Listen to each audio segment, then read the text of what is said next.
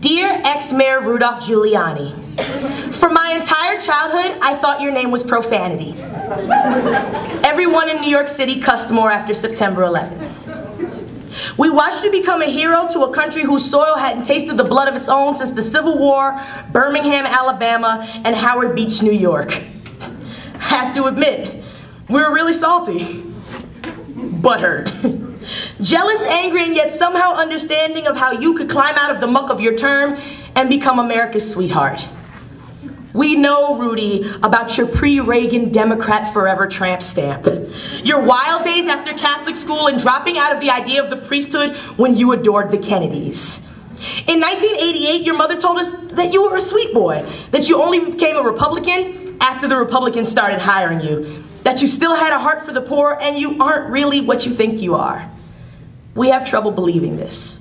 You had said only 6 years earlier, unflinchingly, that 2,000 Haitian refugees didn't need American asylum, and that baby Doc Jean-Claude Duvalier didn't even know how to pronounce political depression.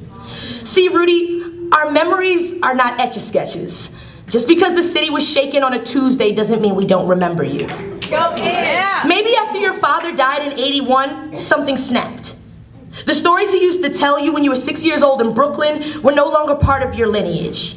Maybe you found the places in your head where you'd stored away his tales of organized crime and cauterized it. Burned away the illegal gambling and loans and breaking kneecaps he did with your mother's brother. Made it so you'd never think of the smoky BK restaurant with the Devanzos when you wielded the RICO law like a battle axe. Cutting off the 5 Hydra heads of the mafia in one Herculean swing that lasted from '85 to '86. I think there was something fundamental in you that you were trying to kill, like panhandling and subway turnstile hopping. Something you thought would swallow you whole if you knew that my father got locked up and went to Sing Sing and saw the tally marks that your father made when he was imprisoned. You needed to be governmentally hard and sound. No fettuccine, gelato, or hand-me-down death threats caught in your veneers when you became the country's second coming.